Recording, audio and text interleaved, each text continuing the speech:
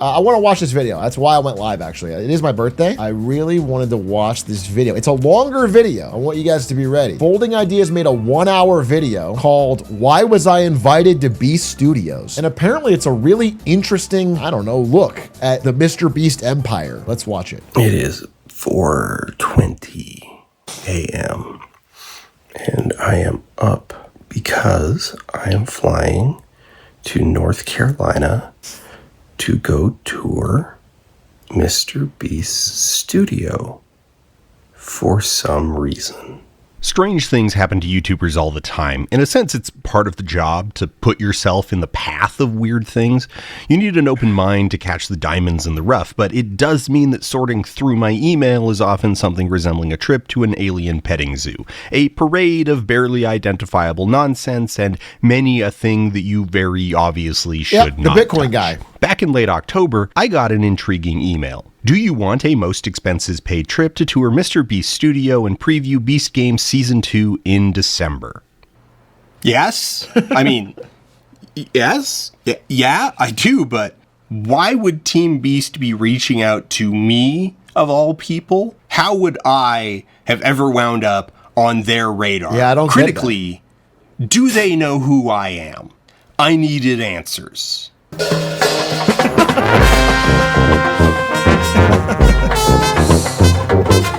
If you guys don't know, I mean, like, this guy has, 1 or 2 videos a year, and they're like deep dives on interesting subjects. The one that other people know him for is the Bitcoin line only goes up one. That's like the one that, like, I think, at least in the sphere that I'm in, he popped off with. The NFT video, yeah.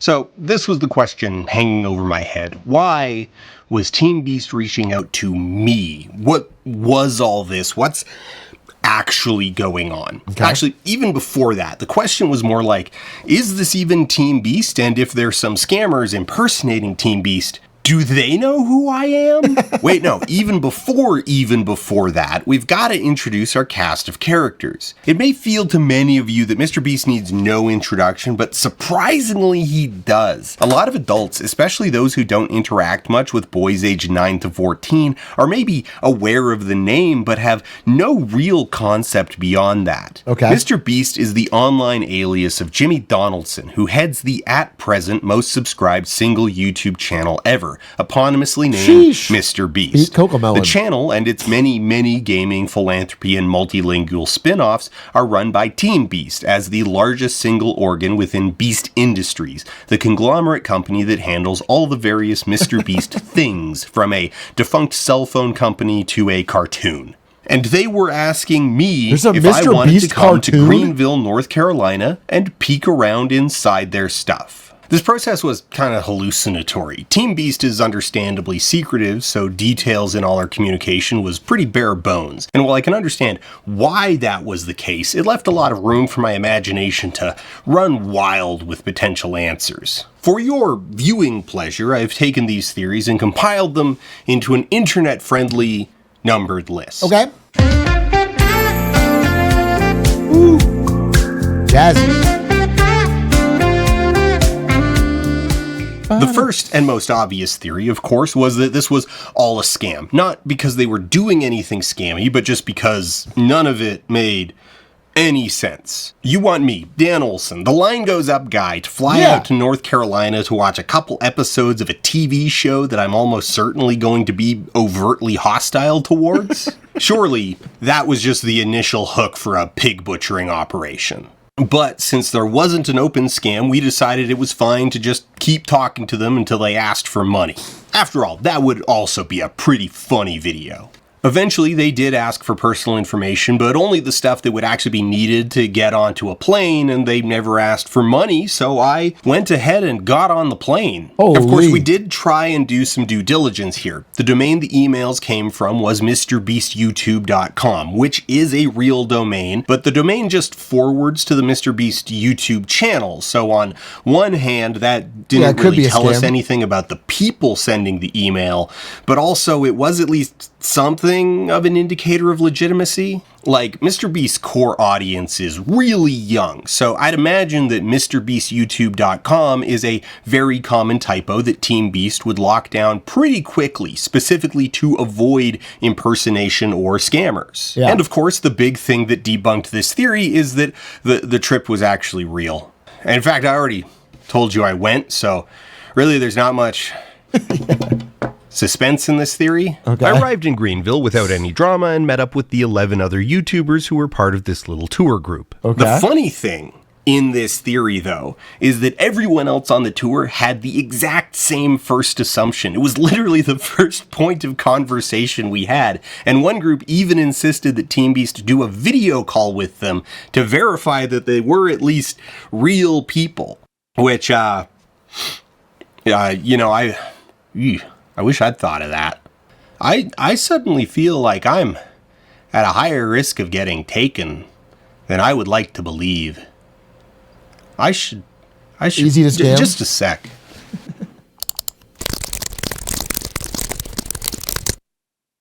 So, Okay. a printout. They give you an itinerary? Our somewhat insane itinerary. What is So 7:30, I need to be down in the hotel for dinner. What is on the back? Nothing. Okay. Even up until the last minute, my professional intuition of what this tour would look like kept getting upended. I had assumed much earlier that the tour itself would be little more than a walk and talk, followed by a vertical slice screening of big moments from the first few episodes. So the warning to be prepared for a full day was a little shocking. Theory number 2 was that this was all a stealth way of getting us into a content. Like I'd show up and suddenly Jimmy would jump out of a helicopter screaming something like, "I tricked 10 video essayists into giving me their passports. Now we're going to find out how many shirts they can sew in a week." That would the be a email good said we fucking were video. allowed to make our own content if we Dude, wanted. Nope. if you kidnapped a bunch of YouTubers and made them work at a sweatshop, everyone would like that. And if the YouTubers complain, everyone would call them entitled, not a touch. So they have to do it. And then they'd be like, "Oh, this is so good and heartwarming." It's literally, they can't even hit back. Pressure, but they had no plans to make MrBeast content of the trip at this time. So, maybe they were leaving the door open for a surprise like that. But in the sober light of day, realistically, that's just not how Team Beast does surprises. They're more on the speed of not telling participants the exact detail. They already have the hardest job. Sweatshop would be easy by comparison. I mean, that is true. When you put it like that, that is actually really true. Because I think about having to work on a sweatshop and I'm like, oh, wait a minute. It would be a nice break from the grind that my editors put me through. Of their solitary isolation challenge rather than like hidden cameras. Still, the human brain isn't nearly as logical as we like to imagine, so as we toured the main compound and got a glimpse of a bunch of sets in various stages of construction and disassembly, then drove out to stand in a field and watch the core team work on a main channel Beast video, this possibility was still always in the back of our minds. Isn't that one of Bill Pulte's fake awards? Theory number 3, which is the first one to really have some meat to it, is that this was all a wine and dine for Beast. Bill Pulte gave them to himself. He invented that award so he could give it to himself. And I guess one to Mr. Beast. Games Season 2. A wine and dine is pretty straightforward in concept. A video game studio or movie studio or car company or Silicon Valley tech dingus or whoever gets a bunch of reviewers, flies them out somewhere, puts them up in a nice hotel, gets them to do cool stuff, feeds them, shows them the product in an ideal context, and then tosses them some branded swag on the way out. Okay. If it's a video game, they're playing it on a computer that costs as much as a car. If it's a car, it's a trim loaded with features that aren't even for sale. If it's a robot, it's a dude in a suit. Yeah. The days of the Dante Inferno guys sending reviewers $200 for positive coverage are mostly over. Companies have gotten marginally more tasteful with it, which is a shame. Bring back promotional Halo 2 branded condoms. The whole idea is really just to take the reviewer out of their normal element, tailor their headspace, control the experience, and, maybe persuade them to give you a better review. So, in my case, even if this wasn't a wine and dine, even if if Team Beast literally did not care one whit But if any it's of funny because even if it was a wine and dine, is the Beast Games audience so worried about getting him to make a good review? He makes one video every 8 months. of us made a video about Beast Game Season 2. What was set up for us was still literally every component part of one. So let's talk numbers. Hotel room itself is a hotel room. Nice. But we do have a Swag bag. swag bag positioned under a light. So let's see what we've got.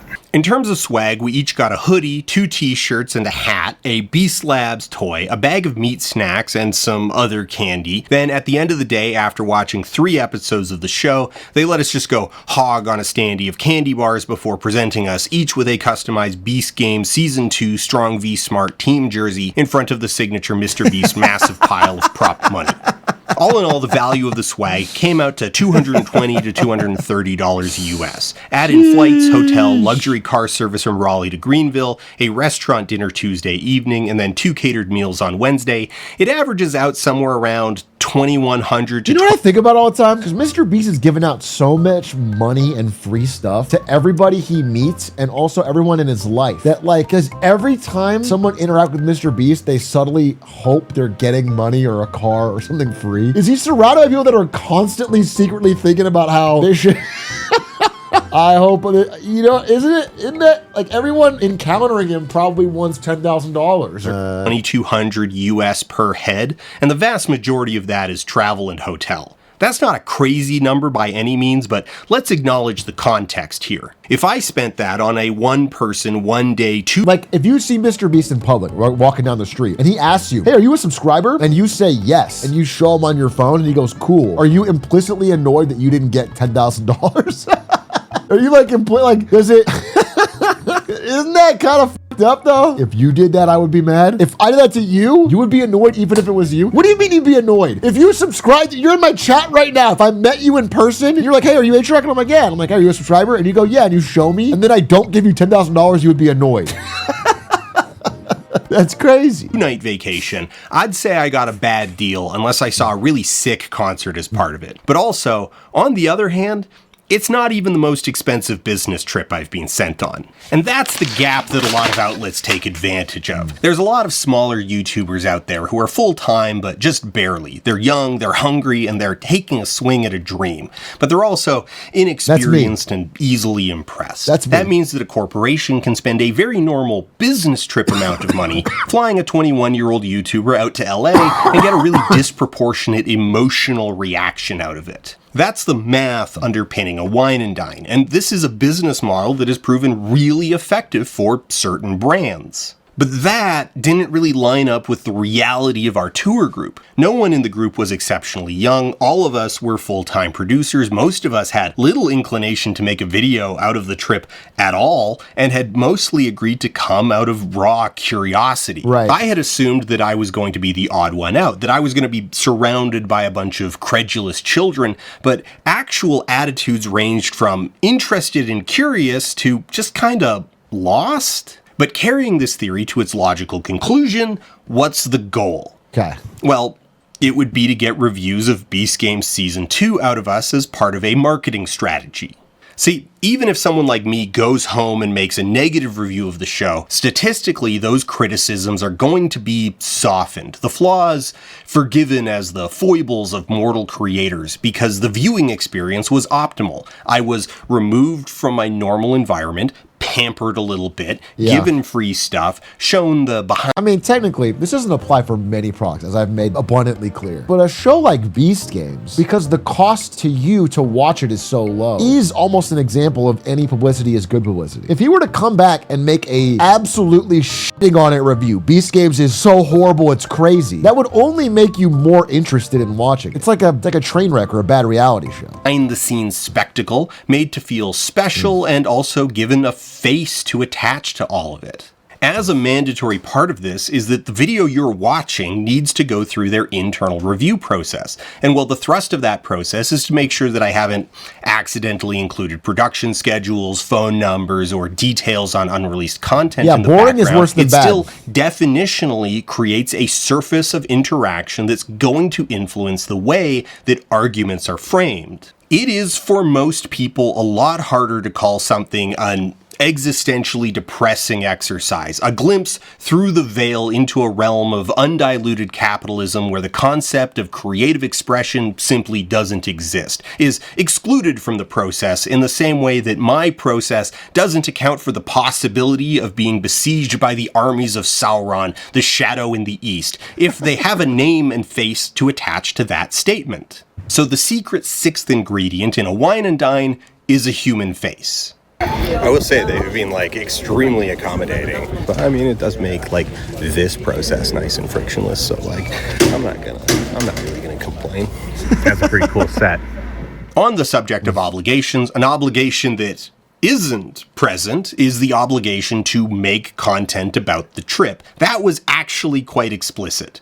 Quote, "There are no expectations surrounding content creation." Cool. Now, while that sounds like reviews aren't the thing that they're after, that phrase tripped a specific fuse in my brain. Okay. A variant of this that you might be familiar with is the camera equipment review genre, where companies would send out free lenses and stuff, kit that costs $1,000, $2,000 at retail, and they say, oh, no obligation, just do whatever you want with it. And then these smaller channels, often younger influencers, just go, oh, okay, and make a video about the thing. And since there wasn't any money exchanged, there was no deal made, they just leave out the part where they got the thing for free. Right. Technically, everyone's in the clear. It's not sponsored content, but it's a backdoor to sponsored content that exploits the good. This whole line of discussion though is kind of outdated because the FTC investigating sponsored content has just evaporated. Nobody cares. In the post-Trump world, really,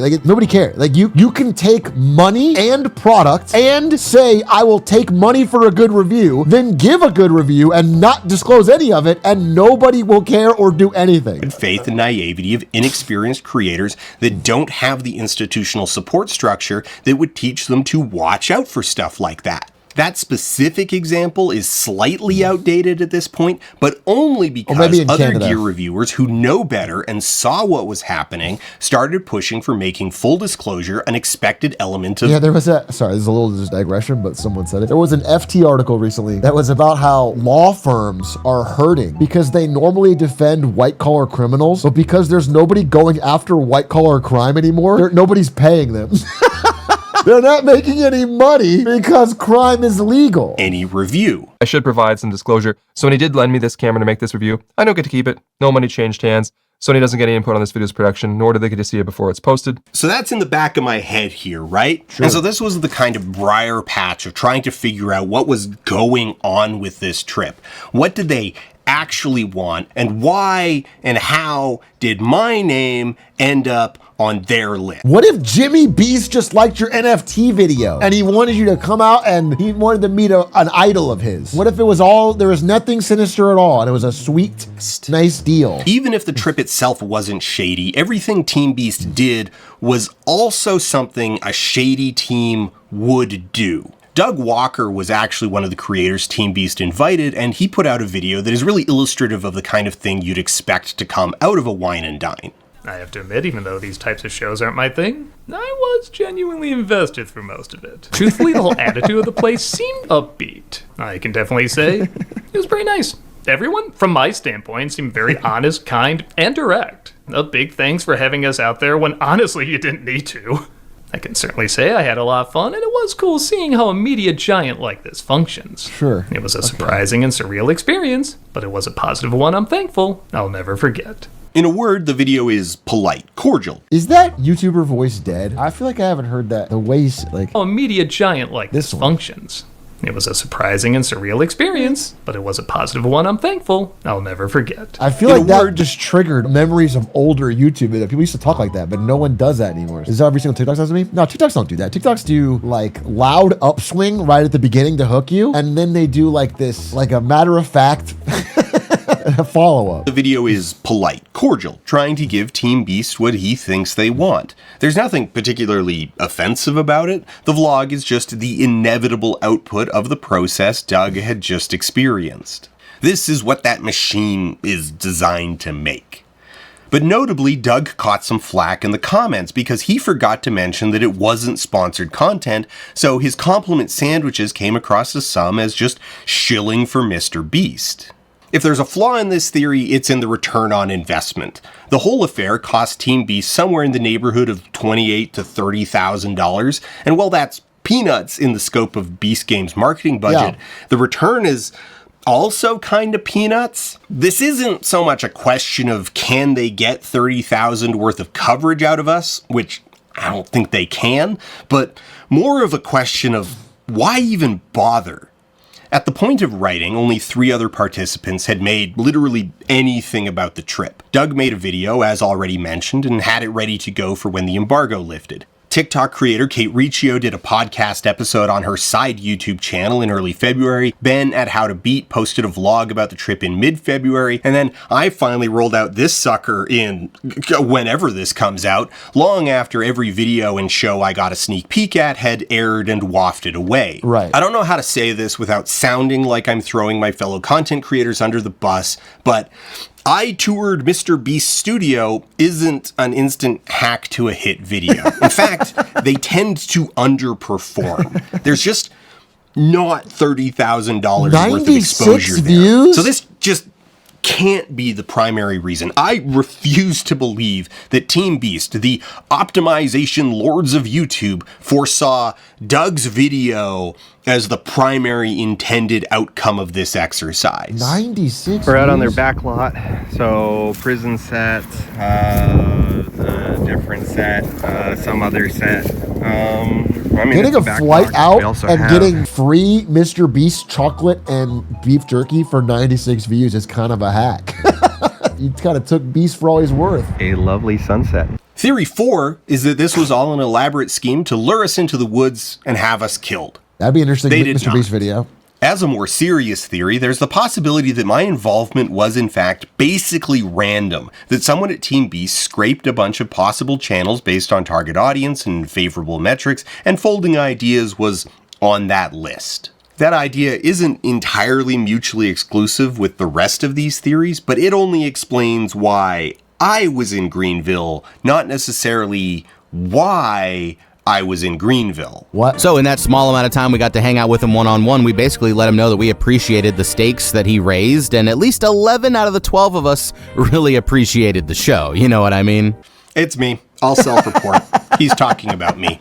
The 5th theory, which didn't really crystallize until we were in the thick of things, is that this was all a roundabout version of a focus group. One of the things that plagued the whole process was a deliberate vagueness. Now, Team Beast has reasons to be secretive. They are a large operation with a lot of moving parts. They're very high profile. Some competitors are definitely obsessed with scooping them on upcoming video concepts, and there are security concerns with random fans showing up at filming locations. Oh. But rather than the forthright admission that details were being withheld for operational reasons, all of this was couched in really peppy corporate wording, the kind that sounds inherently insincere and made it difficult to parse. Okay. For example, I do believe they were telling the truth about there not being any expectations around content creation. From their perspective, anything that we made to indirectly promote Beast Games was a bonus. In fact, I suspect the main reason why they even left content creation on the table was as a way of convincing us to come in case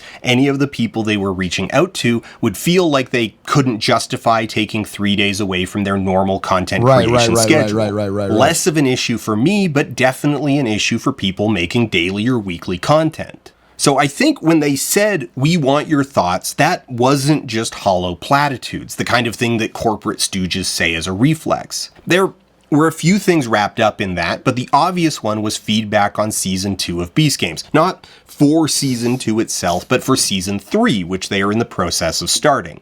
They were only going to show us the first 2 episodes, but then Jimmy rang up an Amazon guy and convinced them to show us a third. And even though these episodes were visibly incomplete, nothing that we were going to say was about to alter the trajectory of season 2. Right. What was interesting was that basically nothing we brought up ever caught them off guard.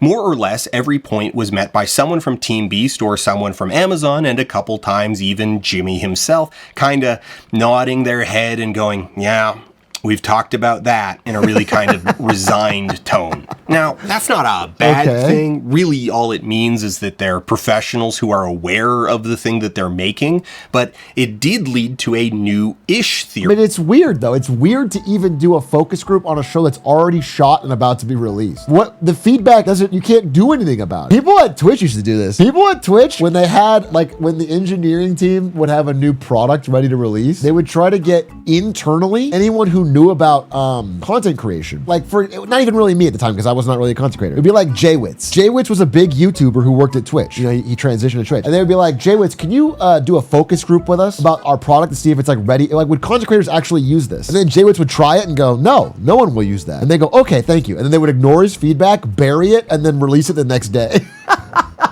It was very, very common for them to solicit feedback, but only the positive feedback was included in the report. They were just gathering to prove why they did it. We were there to settle an argument. Through this lens, everything snaps into focus. Why this group of people who don't really overlap with MrBeast in any conventional way? Why a highly critical middle-aged curmudgeon like me? Why so cagey about the purpose of all of this? This is a specialist test audience. You know there's problems, but there's a bunch of them, and no one can agree on which ones need to be fixed first. The idea here is that you actively avoid poisoning the well. You don't mention your own anxieties about the thing. You try not to call attention to anything. You just show the thing to a bunch of critics, and you see what they bring up all on their own. Now, of course, that's all going to be built on a foundation of criticisms of season 1, which aren't hard to find. Everything on the show is exaggerated. Everything is hyperbole. And that's why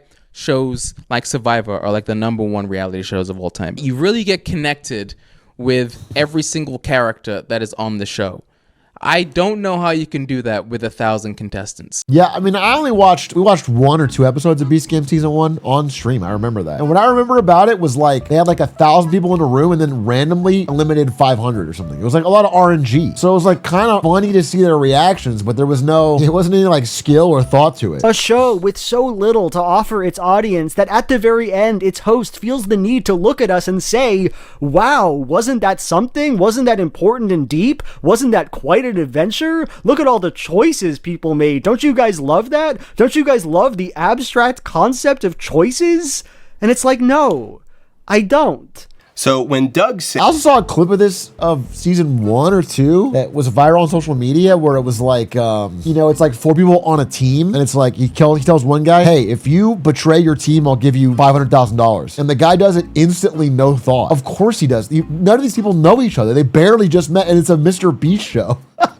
You thought it was going to be friends for life? Like he's going to feel some deep type of way? How could you betray us? Yeah. As it's better than season 1, that's some pretty important context. We're not exactly talking about the killing of a sacred deer here. Is that too much? Is that the most joke I've ever told? The Yorgos. Your public image on the line as well. Can you name that person that did that? Because I fucking can. Do you think people are remembering Beast Games competitors? Like they know that, like you saw in person, oh, you're the Beast Games guy? I legitimately think people don't remember that after a month, even if they watched it. Lanthimos joke. Anyway, we were shown the first 3 episodes of season 2, and we had a few notes. At least 11 out of the 12 of us really appreciated the show. You know what I mean? Okay, and then I had a few more notes. There was an improvement on characters. People actually have names now. Amazing. Cutting the cast down to 200 is still too many, but it gets the pool down to a manageable number much faster. Okay. There was less of the boys, Jimmy's gormless friends from his YouTube channel, and fewer instances of contestants being eliminated by pure random chance.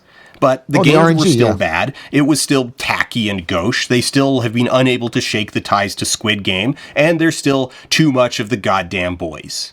All right, my script here says clip of one of the boys just lingering and being useless. Not hard to find. All right, so let's just scrub through an episode here, and yeah, there we go. But yeah, overall, our group's criticisms were fairly standard. We That's probably meta. gave them a conventional, mainstream adult's perspective. Though it has been interesting to watch the audience's perspective diverge from our own opinion of the first 3 episodes, because a bunch of things we consider to be an improvement, they do not agree. You know, it's sort of interesting to consider that maybe they brought us in because they want to pivot Beast Games into really being a mainstream thing, not just a supersized MrBeast episode, but now they're kind of trapped because they already have a core audience that's here for the tacky spectacle and excess and Jimmy screaming, "Think about the money," in someone's ear. Are you guys numb to money? This is real money! Real money! None of you want $1 million. So that was the 5th theory, but even here, like, I'm way more confident in this idea than the others, but the problem is that all of the things that make a wine and dine work undermine this one. You're just not going to get the kind of incisive feedback you need if everyone giving the feedback is riding the high of an all-expenses-paid trip. The criticisms will be dulled, the harshness downplayed, everything's going to be a compliment Wait, what? I mean, I sort of get what you're saying, but what do you, like, you want them to put you up in a fucking shack and then feed you slop out of a trough so that you don't give good feedback? Fly you on a Greyhound bus instead of a plane and then, like, what? Just so you're extra pissed off? Sandwich around, it was better than season 1. So even now, there's a lot of questions I just do not have answers for. This was a glimpse into a... Yeah, when all the YouTubers were together on that initial bus, MrBeast should have came out and shot one of them in the head just to set the tone. It's like you find out later he's faking, but it's like a Squid Game thing, you know? Just so they're on edge, they're fearful. And then now they're like, holy shit, the stakes are real. Any one of us could die. Completely diametrically opposite production mentality.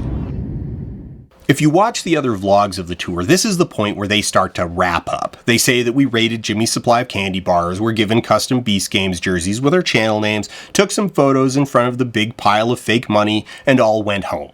But earlier in the day, before the screening, actually, even before most of the tour, we were sat down for an interesting conversation. And while most of it was softball questions, there was one that really stood out, and I wish they'd given us time to prepare beforehand because, boy, I could have given a much better answer. How do you create fandom? Okay. So that's the setup.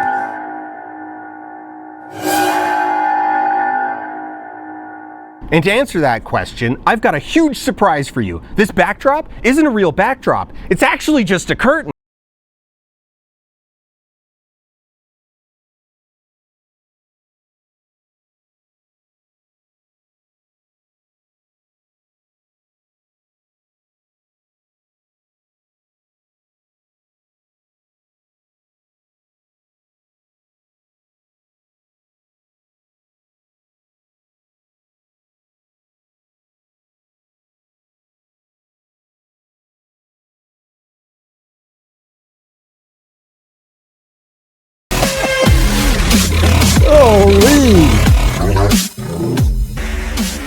One of the first things that people notice about the Beast franchise is the profound inauthenticity of it all, which is something we'll definitely be unpacking, but something that has come to really stand out to me is a less visible but equally profound, proud inefficiency. In order to explain this efficiently, I need to get you more up to speed with the details of what Beast Games is actually like. And to do that, we're going to jump right into the deep end and then work our way back from there. The word I'm going to repeat a bunch here is intent. There's no intentionality to it. Okay. Episodes 7 and 8 of Beast Games Season 2 are delirious in their structure, seemingly assembled by someone who doesn't know what the word episode means. Episode 7 begins with the resolution of the previous episode, a 3.5-minute segment where Katie is eliminated with a sledgehammer, narrowing the contestants down to the final 10. The next 17 minutes are a last supper, where Team Beast brings in the contestants' families, and they get to have a big meal together, including all the kids kids getting just absolute fistfuls of Feastables chocolate bars. After that, the next 23 minutes, fully half of the runtime of the actual episode, once you chop off the 3.5 minutes of credits,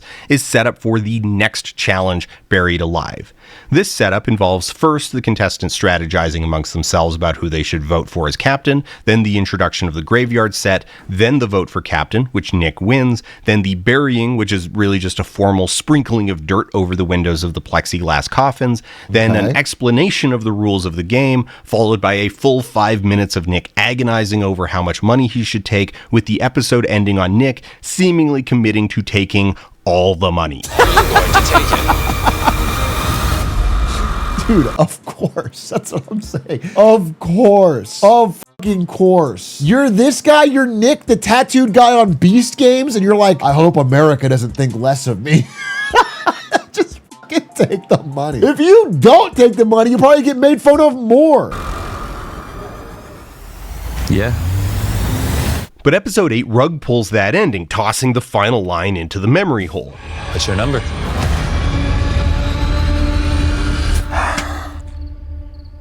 I'm going to take $250,000. Then they spend 31 minutes resolving the actual game, crazy. 14 minutes with contestants discussing the fallout of the game, insert a 5-minute tourism ad for Saudi Arabia, finishing on the setup for the next game, including an introduction to the set, an explanation of the rules, and then a cut at the first decision a player makes. At some point in the production of Beast Games, the decision was made for every episode to end on the very specific cliffhanger of a player decision within the context of a game. And while this works tolerably well in the first few episodes, by the end of the season, the whole show is completely out of sync. Rather than cliffhanging on a deciding moment that will determine the outcome of a game, like episode 2 implying that Johnny has any hope of making this 9-foot jump, these episodes are ending at the moment their games actually get started. One side effect of this is that the back half all just bleeds together, the show becoming a structureless parade of segments. But more to our purpose, it indicates a bizarre creative process where... It is weird, right? Because if you start an episode, maybe you haven't watched, like you take a break after an episode, you come back, you've missed all of the intro and build up, and now they're already in there. You know, isn't that... They knew they needed to make 10 episodes and had at least broadly planned what games would be in which episodes, indicated by Jimmy literally saying, "Welcome to the second last episode" at one point. Welcome to the second to last episode. But this also indicates that they hadn't considered what an episode would actually look like and where they would end. Our second point of reference here is Katie's elimination. Like all these other cliffhangers, it is smeared across 2 episodes, being resolved in episode 7, but set up at the end of episode 6. And this setup is something else. The entire sequence is cut together from these truly horrendous crops of the footage, a post hoc attempt to veil the identity of the final eliminee, meaning that the structure of this ending, the build up to a cliffhanger, was thought up later and wasn't actually produced that way with intent. This is the outward manifestation of profound inefficiency. The MrBeast strategy, and by extension the Beast Game strategy, is to point 24 cameras at everything and sort it out later, a strategy usually summarized as spray and pray, a hallmark style of low-budget, trashy reality TV. Beast Game Season 2 is a 9-figure production. That's the vague estimate I was told, which makes it 4 to 5 times more expensive than a season of Survivor, which comes in around $2 million per episode times 13 episodes, plus prizes, rounded up to $30 million per season. Even if my research is woefully out of date and a modern season of Survivor costs twice that, that's still half a season of Beast Games. But does Beast Games Season 2 actually look and feel like it's twice as expensive as Survivor, let alone 5 times? Feel is hard to quantify, but Beast Games Season 2 provides a really strong contrast as a result of their crossover episode with Survivor, which was by and large assembled by the Survivor crew. Not only does the episode look better, but it features a better challenge, well balanced to make good TV, and it's also the only episode that ends with an ending. What's going on in your mind? Leverage. Well, I mean, yeah, the Survivor guys have been doing this for 30 fucking seasons. They can do it with their eyes closed.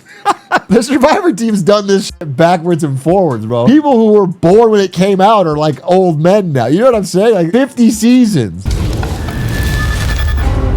In contrast, episode 2 features a now notorious game nebulously named Bluff that just absolutely disintegrated on contact with the players. Players each had a colored dot placed on the back of their This is what I'm head talking and about? had to stand in the corresponding color circle. The idea being that players had to rely on someone else to tell them what color they had, and they'd be vulnerable to a lie. The issue was there was no incentive whatsoever to lie. 1, people valued their own integrity and their own reputation above eliminating any single individual. Yeah. 2, everyone basically split into pairs. So eliminating your partner one round just leaves you with no one you trust the next round. So you're basically gambling that enough other people will also betray their safety buddy at the exact same time and end the game. Yeah. Or else all you've done is eliminate yourself. So people simply refused to lie round after round. Of the people who were even eliminated by the game's rules, most were due to a process error where they waited too long or broke some other rule, and one villain got eliminated through the power of social ostracization. Hey, what am I? Tyler! But no one even bluffed him. They just refused to talk to him. At the end of the day, absolutely no one lied, That's and sad. Jimmy had to eliminate people by drawing names from a box. Is this absolute faceplant failure of a game really what anyone should expect from something 5 times as expensive as Survivor? This isn't just me being a snobby dickhead. Normies are noticing this. Everyone is saying it. What do you think of Beast Games Season 2? It isn't very good.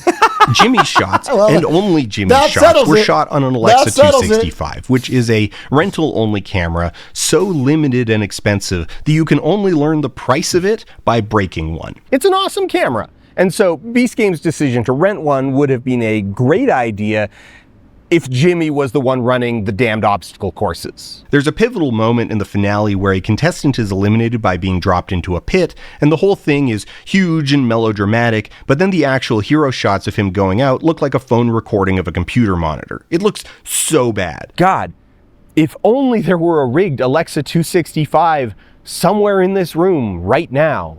We already talked about a few, but all of the challenges in games are just so slipshod and poorly thought out. They all look like this and they all play like this. The opening episode Strong Challenge came off head and shoulders above the corresponding Smarts Challenge. It seems clever and deliberate, but that's movie magic. Due to a critical flaw in the game design, the Strong Challenge was just too hard. The majority of the Strongs fell off their ropes, and the remainder was decided by an impromptu push-ups tiebreaker. The Smart Challenge, though, was also a creature of the edit. We are shown the smart contestants playing 3 rounds of Simon, already an incredibly lame challenge, but in reality they were playing Simon all night. We'll be doing this over and over again, adding more and more blocks until 50 of you are eliminated. The sun rose and the crew had to tape garbage bags to the walls to keep light from leaking into the temporary structure they had built in Nevada in lieu of renting a soundstage. That's crazy. People simply weren't failing this incredibly easy game, and it was taking way too long to verify 100 individual stacks of blocks between takes,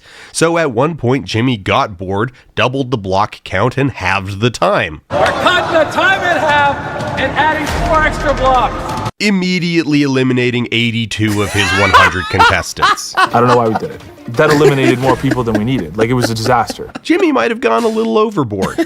Somewhere in the endless flopping about that was the filming of the Smarts Challenge, the thing meant to decide whomst among the smartest people in the world was fit and worthy to enter Beast City, what became the final round was simply the same red, blue, green, yellow pattern repeated 4 times. These aren't isolated catastrophes. All the games have some fundamental flaw, and repeatedly contestants simply refuse to engage with the game as Jimmy and his poker buddies conceptualized them. Right. The lion's share of the entertainment value really comes from spotting those flaws in advance, like icebergs on the horizon. We could go on ranting about all the little foibles of Beast Games, and so we did. There's a whole other video.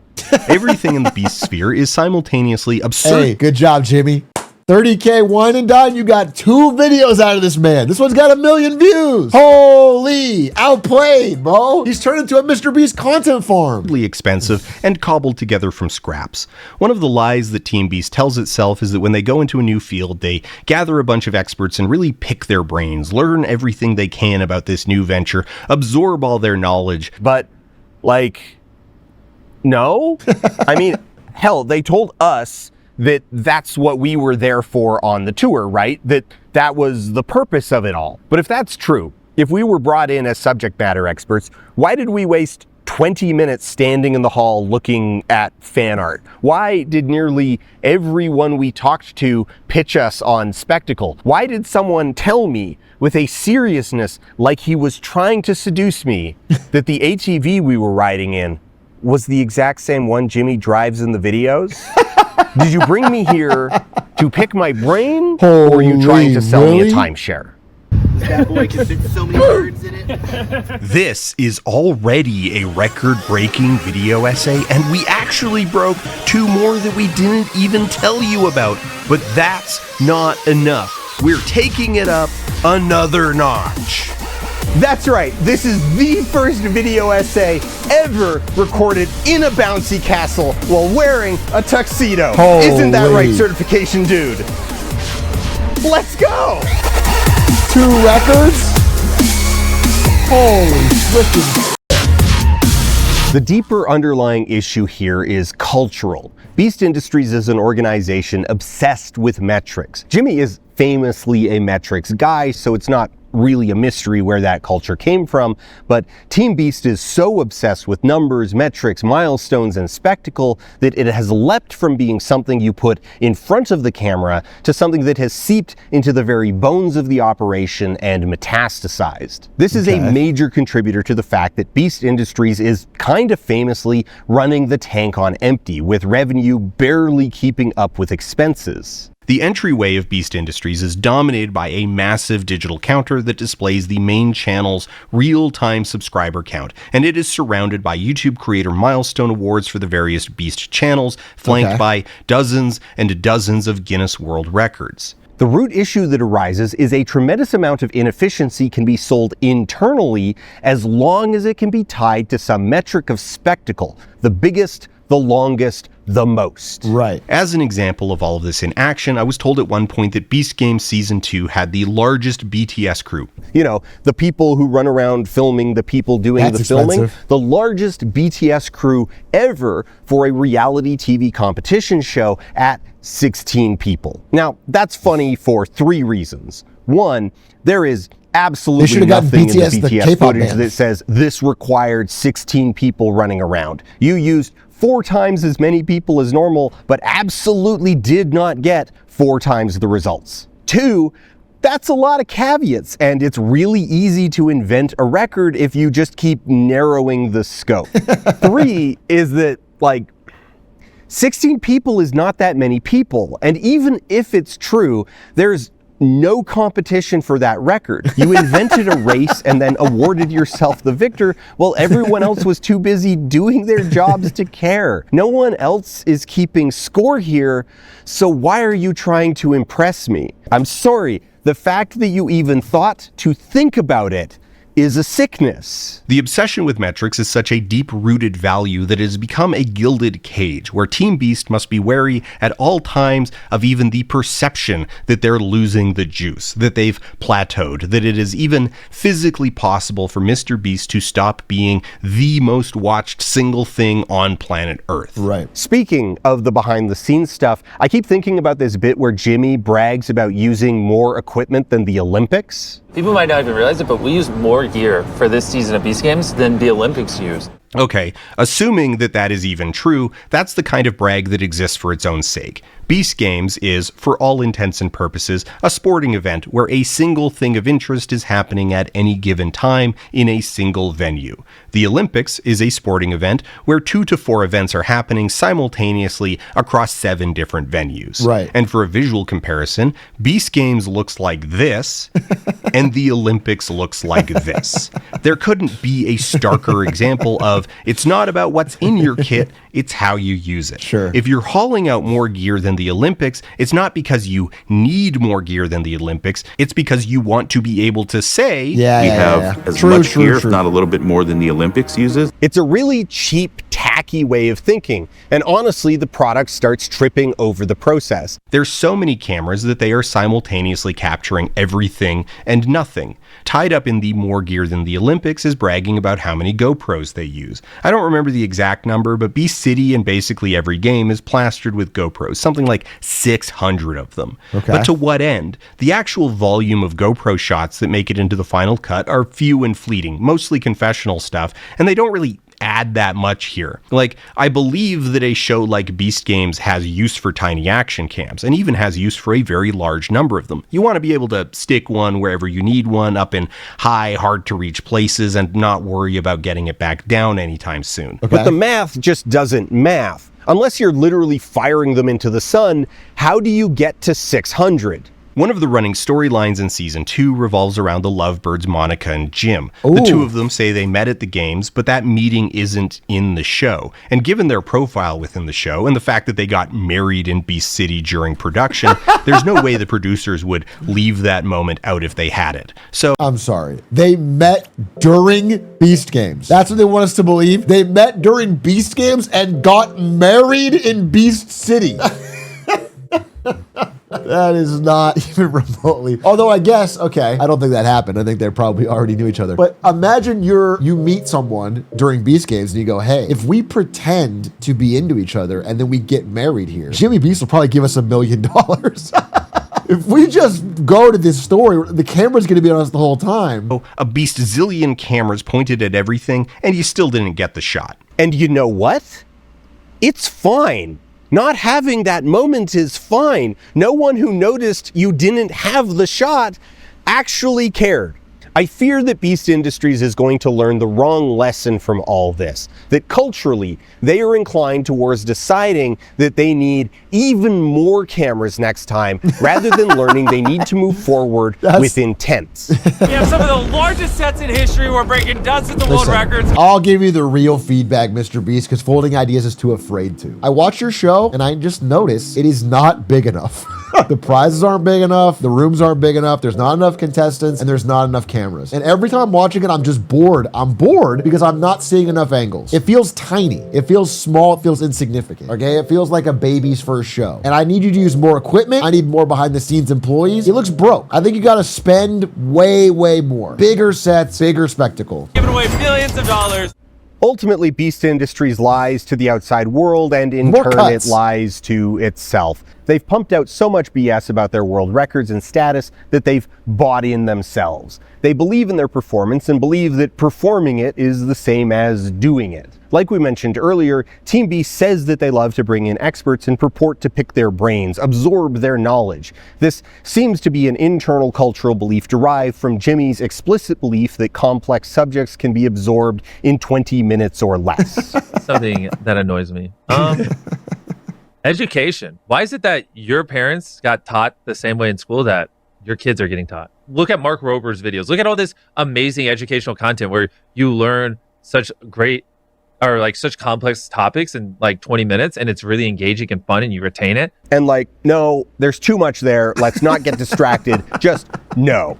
This oddly recasts the entire visit like into Big something A. between the No, performance you know what? I of think he's research, right. I think he's right. ritualistic exposure to expertise, or straight up delusion, like they legitimately believe that listening to a dozen YouTubers freestyle their thoughts about fandom confers cumulative decades of experience. They told us how intentional... First of all, one Big A video is better than 4 years of college. That's just a fact. Second of all, if you watch Mark Rober make a glitter bomb or like with squirrels, you are now a scientist. That's a fact as well.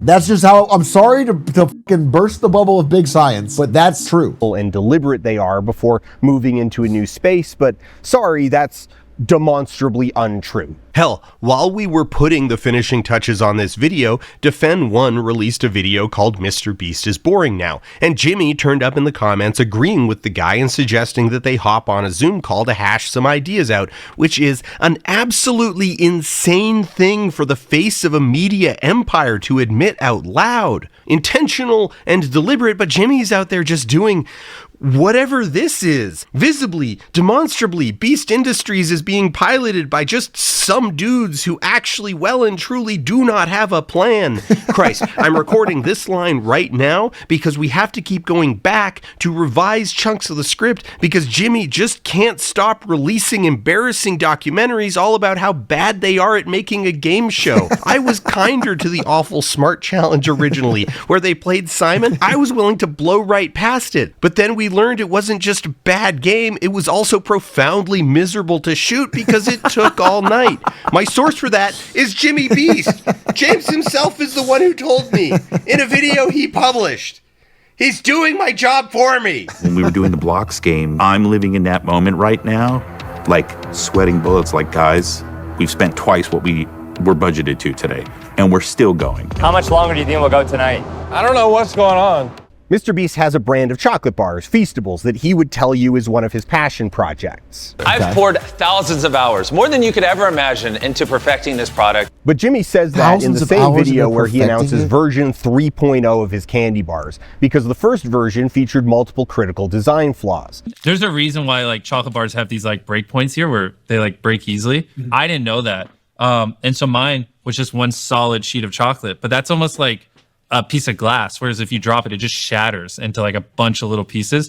And I also didn't know that there's a thing called a package engineer. If this was sitting on a shelf, when you grab this one, these would all slide forward and then they would fall out of the box, or the box would fall off the shelf because of the weight, and so they would fall out like that. And then the bars, because we didn't have the natural break points, would shatter like glass. You may have seen Feastable bars littering the floor of your local grocery store, and this was why. Jimmy actually got himself in a bit of hot water because he put out an ill-considered call for viewers to clean up the Feastable displays and send him photos in order to enter a giveaway. A few people got worked up about that, but it's mostly just embarrassing. So while Team Beast did identify the problems in their product, all I remember is that people were posting videos of them destroying the packaging because of the funniness of it.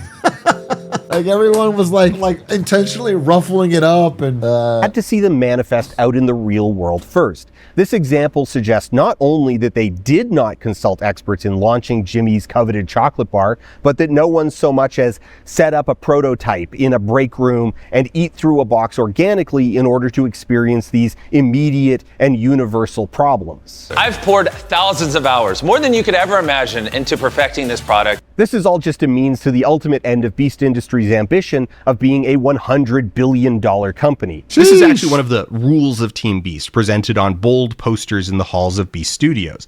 See the value. We are building the next $100 billion company. If you don't believe in us, you shouldn't be here. Now, this reminds me of startup Twitch. There was, we have any Twitch employees in chat right now? I'm trying to remember what they were called. What were they called, dude? They were like the Iron Rules, or what were they fucking called? Anyway, it was like these 10 laws or whatever that we were supposed to follow. That was key to the startup. And people would use them so disingenuously. It was like, I remember one of them was like, it's all your job. That was one of them. It's like, no matter what, it's always your job. Never, if someone asks you to do something, don't be like, well, that's his job or her job. People would use that abusively to get other people to do all their work. That's ambitious. That's very ambitious. For context, Netflix wants to buy Warner Brothers Discovery for a paltry $82.7 billion. So they have to expand. The road to 100 billion isn't just paved with candy bars and YouTube videos, it's also toys, like a whole line of tiny plastic choking hazards called MrBeast Labs. Here's one of them. Okay.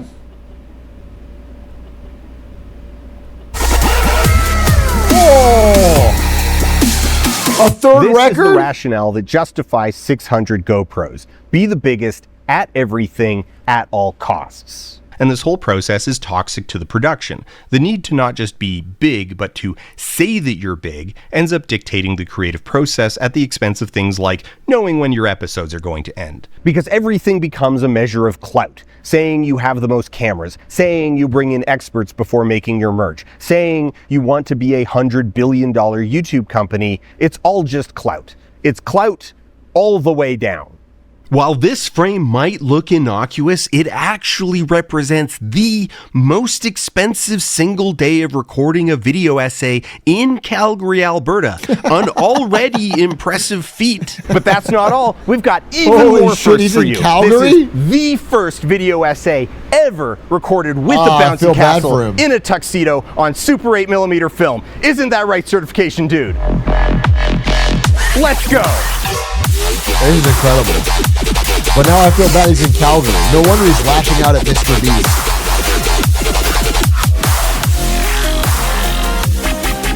Bro, if I lived in Calgary, I would make video essays on other things as a job too. My anger would be uncontainable. I would lash out at everything.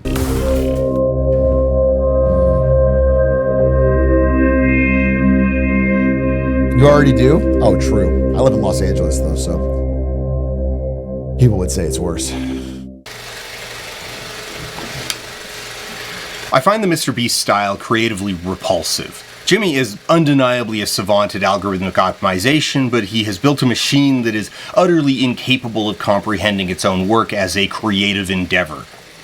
Okay. The standard output of Beast Industries has no narrative structure, no build-up, no calm. It's just a wall of indistinct visual and auditory noise. Open a modern MrBeast video and Jimmy is screaming at you in literal milliseconds. We just got dropped off on this 2,000-year-old ancient temple! That much is clear from the outside, but perhaps the biggest revelation of the whole tour is how uncontroversial this status quo is. MrBeast videos begin as a title and thumbnail. That is the measure by which concepts are pitched and greenlit. This practice isn't a cardinal sin in isolation, it's a pragmatic reality of YouTube. Professional YouTubers need to put a lot of thought into the title and thumbnail because we want to eat. And yeah, sometimes the creative impetus behind a video really is that it'd make for a killer thumbnail, but it's rare that any of us will admit that because we know that it's a— You know what I fucking hate? This is a weird YouTube thing. I fucking hate when someone gets the perfect title thumb for a subject that I want to talk about and then they make a shit video. It's like salting the earth, bro. A bit naughty, a bit tacky, because it's starting with the marketing and working backwards to create the product. It's cynical. Wait. Is Twitch leadership principles? Wait. Is this it? They must have added to it. There's too many now. You can't have 40 leadership principles. This is the big one. Bias for action was an excuse to never think about anything before it released. And someone's like, this might be a bad idea. Let's be like, well, bias for action. And then you just do it. And then it would often go really poorly. So a lot of these got abused. Community first got abused in a different way, where people on like the partnerships team would spend way beyond their budget on like flying themselves out to an event and buying a nice hotel and like paying for dinners for a bunch of like streamers. Oh, this one, another one. This is another great one. This is another classic when working at Twitch. Disagree and commit. Disagree and commit was a great way to be like, to basically say, fuck you. If you wanted to say your idea is absolute dog shit, but I'm saying it politely, I would say, you know what? Disagree and commit. Dare I say, it's anti-art. It wasn't shocking to learn that MrBeast videos typically begin as thumbnails, but it was shocking how open the team was to that admission. They were cagey about so many things, but this was said without a hint of concern. It's not a dirty secret, nor is it an open secret, because it's not a secret at all. It's public knowledge. He goes, we obsess. He's like, we build 20, 30, 40 thumbnails, and once we like a thumbnail, we go build the video and the idea around it. They had a poster on a wall, one that I tragically didn't get any footage of, that laid bare the mandate of the writer's room. Is this a 100 million view idea? In his mind, it has to cross 100 million, right? Oh, it's like Yeah. 2.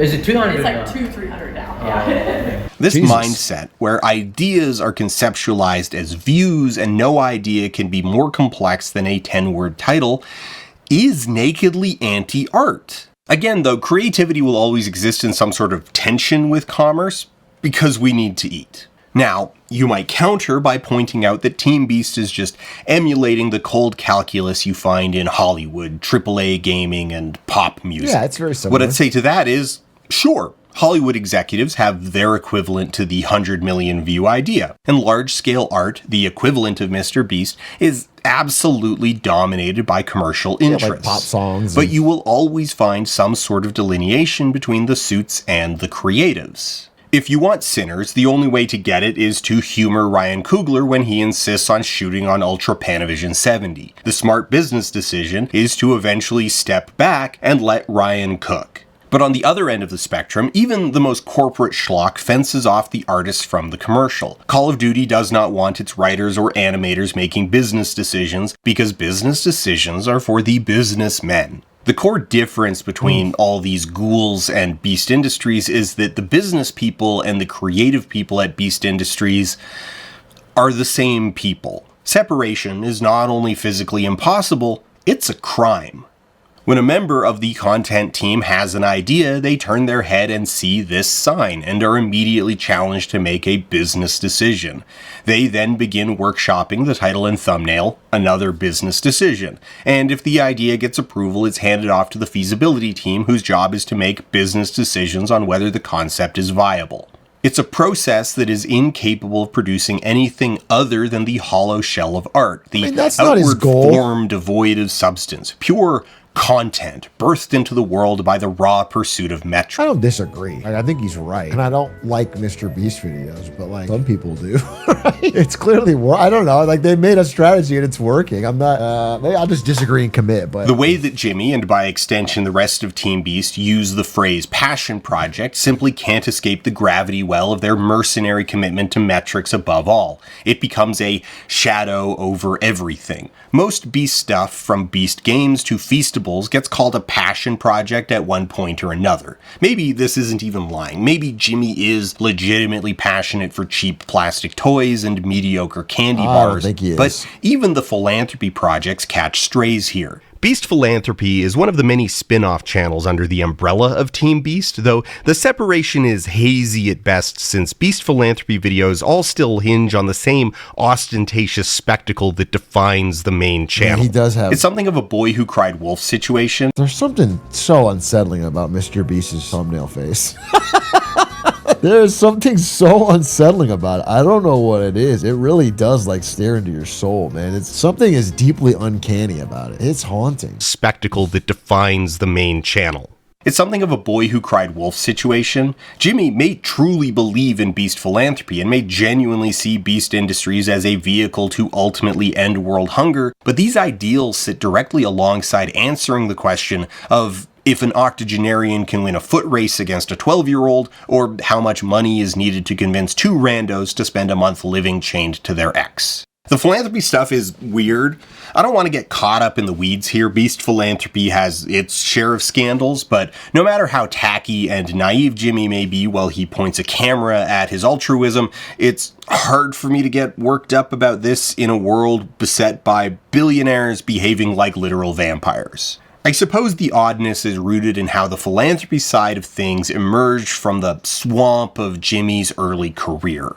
The earliest stuff involved several different channels where he attempted a dizzying array of styles and formats, but his first success on YouTube came on a video titled I Counted to 100,000, where Jimmy counted from 1 to 100,000 in a single 48-hour session. 89,068, 89,099, 89,000. Just recently, Jimmy Beast went on Jimmy Fallon and admitted that the impetus behind the video came from wanting to find a way to make money while watching Game of Thrones. I thought about this. I'm not even joking. How can I make money while watching shows I like? And I was like, well, what if while I watch it, I just record myself counting, and it worked out. And so, MrBeast's first viral hit was the purest possible business decision. It was trash, an utterly lifeless creative work with nothing to say beyond its title and thumbnail, simply a vehicle for making money. Beast Industries is the pure embodiment of that philosophy. In that sense, Jimmy never stopped counting. 89,701, 89,702, 89,703, 89,704, 89,705, It's art. This is art. 89,707, 89,708, 89,709. Beast Games is transparently a derivative of Squid Game. It's another open secret. Okay, what if MrBeast is a multi-year long art project pointing a mirror at our sick society and our depraved, attention span rotted content, okay? He is actually the greatest art of all time. Benefit from being at least a little bit of a secret. When Squid Game first came out on Netflix, the MrBeast brand was all over it. The premise of the show is that contestants have to do very simplistic, childish challenges under high-stakes circumstances, so the dovetail with the MrBeast brand was basically baked in. Yeah. Initially, they just recreated the show in Minecraft for the MrBeast gaming channel, while they assembled, shot, cut, and released $456,000 Squid Game in real life for the main channel in less than 2.5 months. That video is, to this day, MrBeast's most viewed video, and not by a small margin. Hence, we got Beast Games, the non-IP infringing Amazon. It's got 900 million views? I should pivot into doing Squid Games in real life. That's clearly a fertile area to explore. The Big A channel is going to be all real-life Squid Games from now on. Prime counterpart. What I find fascinating, though, is how Jimmy seems both resistant to and frustrated by comparisons to Squid Game. First off, we didn't kill people. During our preview of Beast Games, Jimmy snuck into the theater and was present for the following debrief. When I raised the subject of Squid Game, he became quite worked up. In his mind, Squid Game kills people and Beast Games makes millionaires, so they're not remotely similar and the comparison is offensive.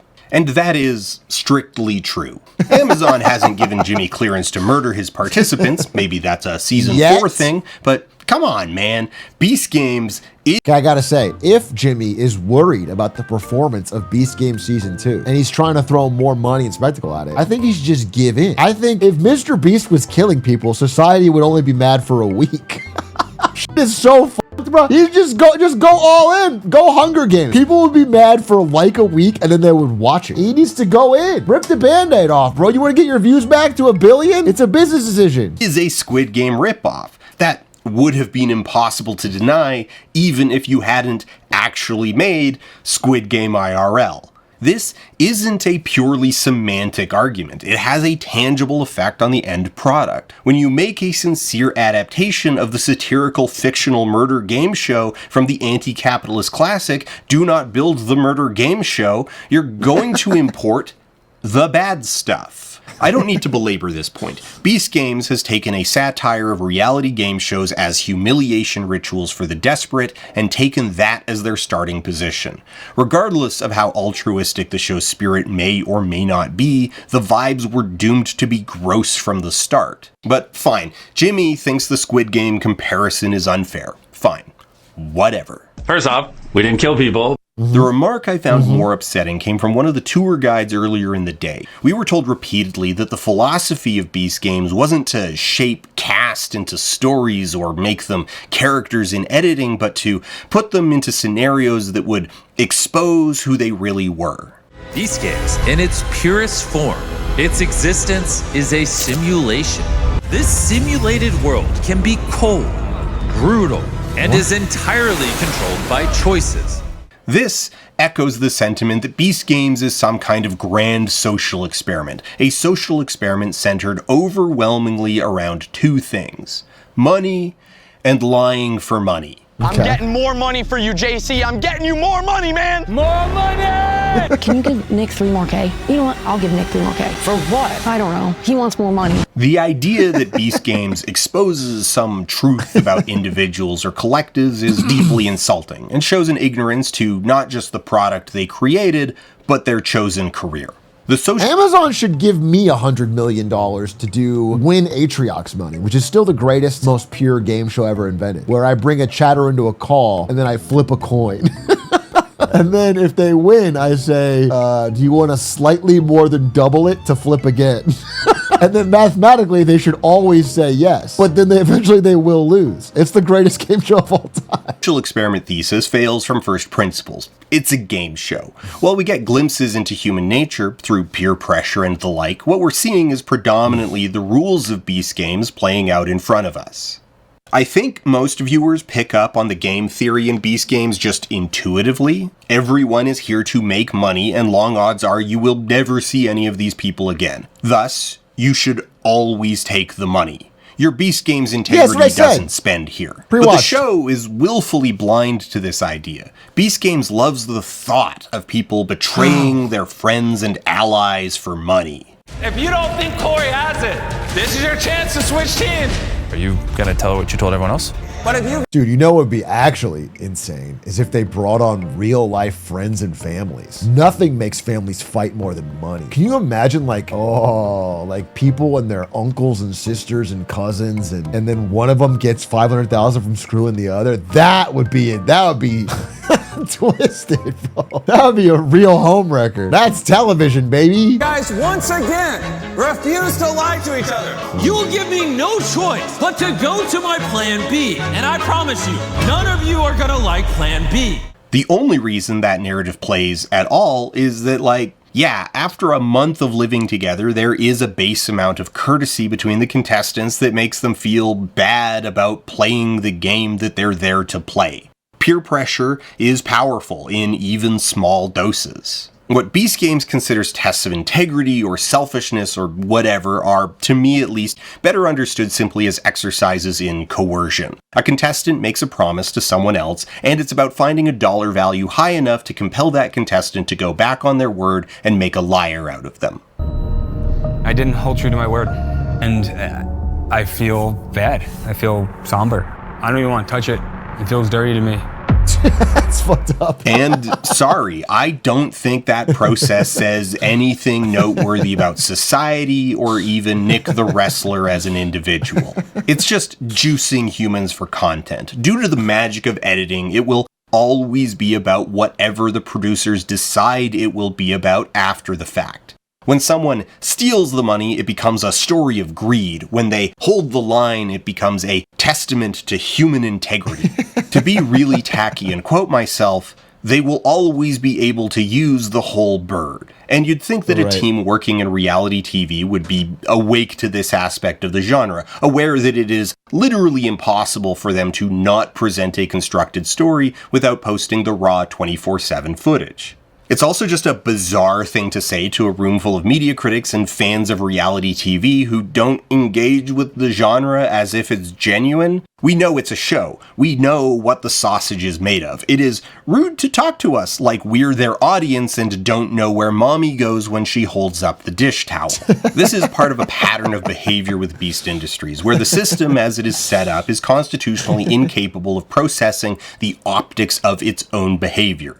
It's honestly not even malicious so much as it is supremely credulous. It's the kind of thoughtlessness that leads to leaving a Twitter philanthropy award on display from con man and Bed Bath & Beyond stock grifter Bill Pulte, seen here on stage with meme stock fail son pee-pee seeds. Has anybody here heard of Twitter philanthropy? Woo! It's the absent-mindedness that leads to continually releasing behind-the-scenes clips that make you look bad at your job. It's a boys being boys attitude running a $5 billion company like you're still 4 dudes dicking around with leaf blowers in your backyard that fosters an environment of passive callousness that leads to the kind of heinous stuff that happened on Beast Games Season 1 that we just don't have time to go into. Hoots Hootman has a whole chapter dedicated to this in her video about Beast Burger. I don't need to retread her work. Because within this 54-page class action lawsuit, by far the most heavily redacted pages released to the public are those that have to do with the sexual harassment of 5 women working on the set of a television show produced by the biggest company in the world and a YouTuber that statistically your middle school age son is watching. I think this excerpt is particularly damning. Rough. It's the lack of critical thought that leads to gormlessly flying the entire remaining cast of Beast Games off to Saudi Arabia to drive Lamborghinis around Riyadh, witlessly participating in the Saudi government's public image reformation campaign, along with star-studded comedy festivals and a chintzy Mr. Beast theme park. Hey, by the way, my prediction on this is coming true in real time. I'm gonna make a video on it this week. My prediction that all of this as a laundering, as like this incredible genius plan by Saudi Arabia to launder the reputation, didn't work at all. They've wasted a ton of money. They're pulling back on everything. It wasn't some 5D chess. It was just stupid fucking spending. This, I mean, in the past like 48 hours, it's become more obvious. There's so many. They're pulling back on so many things. Yeah, Live Golf dead. The line turned into a fucking data center.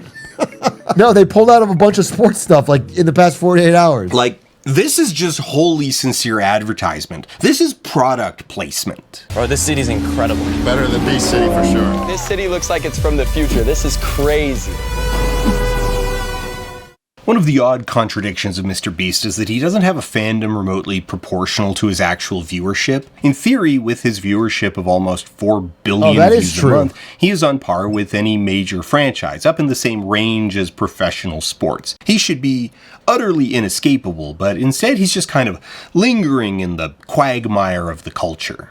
To use Reddit as a very loose proxy for fandom, Beast Game's dominant subreddit has 19.4 thousand members. Pretty modest. By comparison, the major subreddit for the pit has... Wait, what does our Atrioc have? We got 46K! Get fucking mogged, Jimmy Beast! Reddit recap this week, guaranteed. Psych, never happening. The Reddit. Actually, I'm gonna do a MrBeast Games Reddit recap. It's over 100,000. Beast Game Season 2 is a show that uses more gear than the Olympics, and The Pit is a show you may only have heard of because some beardy YouTuber everybody told you loves it's The good Pit. and that you should be watching it. I am that beardy YouTuber. Go watch it. Everybody we loves checked the The main Pit. MrBeast subreddit the day after the Beast Games finale to find 2 posts in the last 24 hours, both about Minecraft, with a combined total of 6 comments and 15 upvotes between them, from a sub with 1.4 million followers. The sub is dead. And MrBeast's comments on the YouTube channel are just a comments section. Anecdotally, it feels like MrBeast's most diehard fans today come from the hustle culture side of things. People invested in Jimmy's bootstrap story and the fantasy of a small YouTuber building a media empire with his boys. People who share Jimmy's admiration of Steve Jobs and Elon Musk. But those people aren't consumers. They watch Jimmy's podcast appearances. They don't watch MrBeast. Sincere MrBeast fans do exist, but there's nowhere for them to properly congregate and make MrBeast feel like a living cultural entity. I think the influencer iShowSpeed makes for a really illustrative comparison. iShowSpeed has 51 million subscribers at time of writing, a fraction of MrBeast's 468 million at the same point in time. iShowSpeed is mobbed wherever he goes. He can proc a stream in Kenya and it looks like the second coming of Jesus Christ. It's actually a little concerning. Yeah, he Speed is reminds us crazy just famous. how big these numbers are. By contrast, Jimmy's public appearances, even when organized, pull in a fraction of this number. And maybe it's a mark in Jimmy's favor. That's what I'm talking about. Look at this. Unorganized, pull in a fraction of the front row MrBeast fan. MrBeast, buy me a Tesla. Like that's what I'm getting at, bro. I feel like everyone who comes into contact with him or is excited about meeting him is implicitly like expecting financial gain. I mean, he built this. It's his fault, but that's just so interesting. This number. And maybe it's a mark in Jimmy's favor that he isn't out here causing human stampedes on the regular, but whatever you may think of all of this, it's clear that iShowSpeed has juice that Jimmy simply does not. I am now the mayor of Peru. Jimmy Beast can be personable on Jimmy Fallon, but is Jimmy Beast the is mayor of no Peru? Jimmy Jones. iShowSpeed's content is even more transient and disposable than MrBeast. It's a pure embodiment of stream of consciousness noise. It's not even right to call it creative work. It's a celebrity walking around and letting the novelties of the world come to him. So why does he feel that's kind of cool, right? so much bigger? It's tough for me because I don't watch either, but I think what's cool about Speed is that he has embodied this attitude of I will compliment and be happy about whatever I get. And then he goes all over the world. And everyone likes that because they like you to go to their country and see the cool parts and be happy about it. Like that. You know what I'm saying? It's a simple formula, but it's pretty good. It feels more organic as well. Sour Patch Kids are more organic than MrBeast. The MrBeast ingredients list is much longer than this. It contains more Red 40. Well, such is the ephemeral nature of celebrity.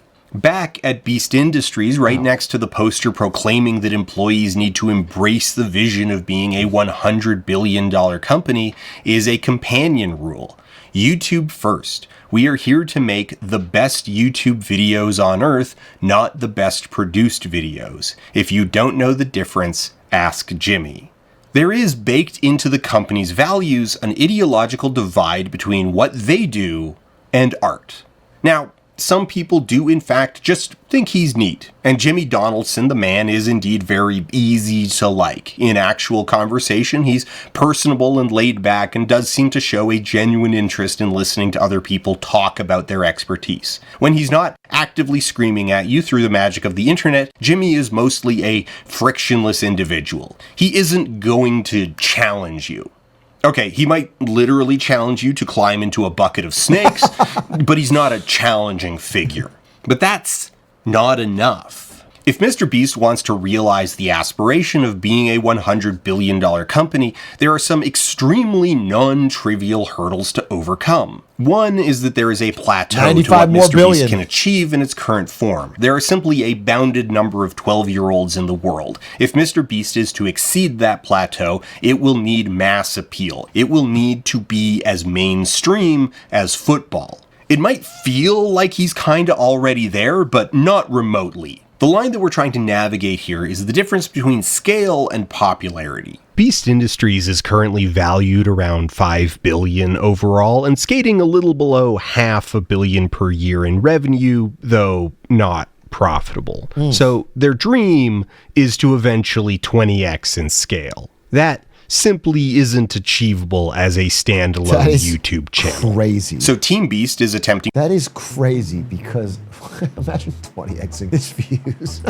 The population of all nations would be watching MrBeast. To leverage MrBeast as a launching point for other commercial ventures, such as the candy bars and toys, but while Jimmy is a savant at YouTube, he does not have the Midas touch, and has arguably been racking up a quiet string of failures. Beast Burger was marred by inconsistent execution, a grating premise, and bad partnerships, leaving the whole thing mired in litigation. Beast Labs has been described as so far past shelf warming it's not even funny. Lunchly shipped rotten food. Oh, but even yeah. if all of forgot these about were hits, Lunchly. you don't get to 100 billion by selling candy bars in the grocery store. You get there by being the grocery store. The next hurdle in that journey is that adults, broadly, don't like MrBeast. I have a challenge for all of you. They find the brand actively repellent and associated with low-quality, thoughtless products. Things made cheaply and quickly. Candy bars that need 2 iterations to have molded breakpoints. The whole enterprise has a stank about it, a manic desperation combined with a naked embrace of everything repulsive in the metrics-driven attention economy.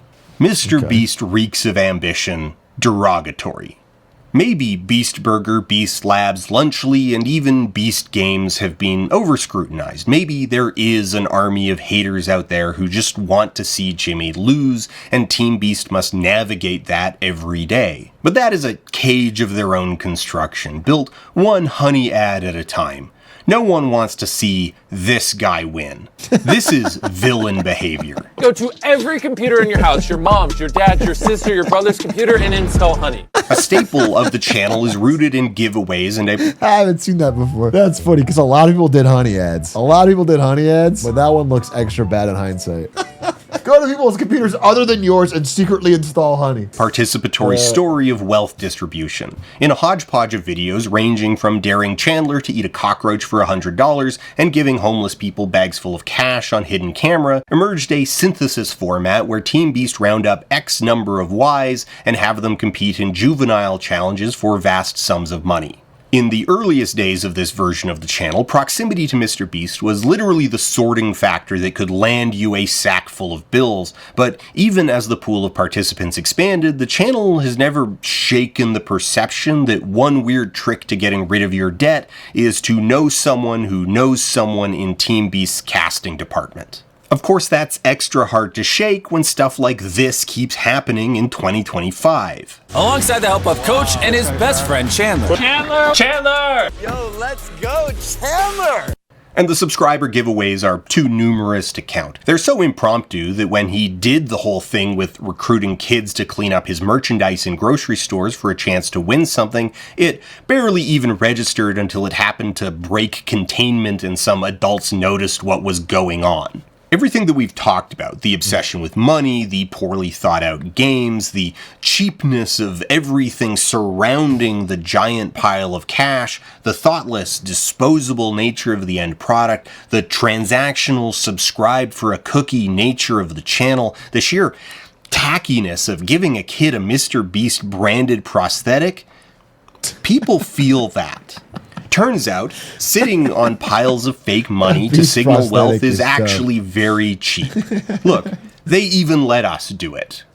Whenever someone in a focus group asks you a question, the question itself betrays an anxiety. So being flown a couple thousand miles to be asked by the most subscribed YouTuber in the history of ever, how do you build fandom, says something very telling about how Tame Beast sees itself, its place in the culture, and its place in the future. And, you know, I don't have access to the MrBeast dashboard beyond the screenshots Jimmy posts to social media, but I'm something of a data guy myself. Out of raw curiosity, I graphed the performance of every main channel MrBeast video from his first viral counting video to present, and while there's a lot of caveats in these numbers, and by any objective measure of YouTube success, these numbers are still incomprehensible, but there's a very interesting trend in the data. Oh, shit. Now, he's barely at 100 million views per video. Fucking washed, bro. I'm sorry, but dear God, bro, why even upload at that point? Why even up 100 million? Jesus Christ, that is embarrassing. If you aren't breaking the entire population of America, don't even bother uploading, bro. This is just a single axis of a very complex operation, but if I were a metrics-obsessed business, and I saw this, I might get a little spooked. I still don't actually know why I was invited to MrBeast Studios, and at this point, I probably never will. The exercise was supposed to be hype, clearly. Every interaction with the staff was infused with a delirious enthusiasm, but I just left haunted by a profound sense of tragedy. This glimpse inside a vast industrial machine that exists to produce nothing. Beast Industries pumps things out in service of a metric defined by its own existence. It does philanthropy, but is blind to anything that can't be encapsulated in a 10-word title and a thumbnail. They will rescue slaves, then shamelessly fly to Saudi Arabia so Chandler can drive Jim around in a Lambo. Yo, let's go, Chandler! And all of this compounds. The inefficient operations obsessed with metrics lead to a business that, as Jimmy keeps saying on talk shows, isn't making any money because they spend it all. The gilded cage of the channel's dominance means they simply cannot stop making stuff, and the deeply baked corporate culture of artlessness means there's no room for experimentation. I mean, isn't the fucking business plan, though, that channel is supposed to lose money? It's all a marketing arm for the more profitable product venture? Like the chocolate is supposed to be a high margin. That's the fucking point, right? I think the problem is that the first three ventures just flopped. I think the chocolate might be working, but outside of that, even based on this video, it's like, if you're getting 100 million views regularly on this content, you could be a profitable business. They're just running it inefficiently, but that's not really what this video is critiquing. I mean, you could just, it's not growing enough. That's such a stupid thing to say, bro. It doesn't, if you're at 100 million view average, you don't need to be growing to be profitable. You could be profitable. You have to control your costs. It's not growing enough for their obsession, sure, but it has more equipment than the Olympics. I don't know if you guys knew that. Or reevaluation. Despite the money, the whole thing is cheap and plastic. Jimmy has, in his career, published dozens of videos that any other channel would have simply scrapped in production.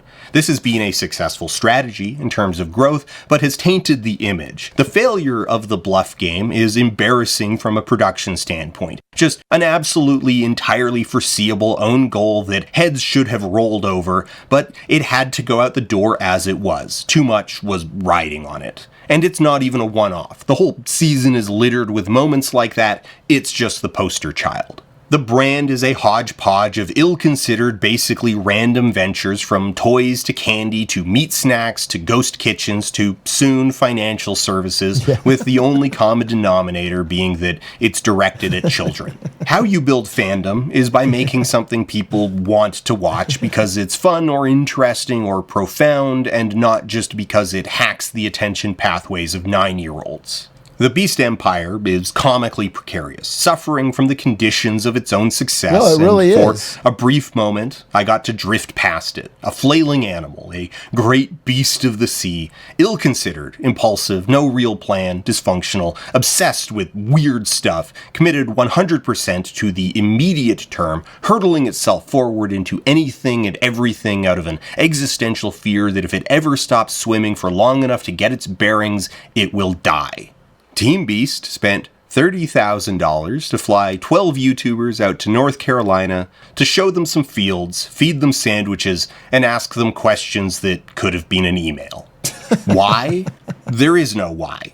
It's just what they do. Yeah, it was a good video. I'm way more interested in the deep inefficiencies of Beast Industries as a whole and the very precarious domino pile they're on top of, where because he has no real fans, the whole thing can crumble rather quickly. The whole idea of, is it art? I was thinking about when I was a kid, I used to watch this show called Street Sharks.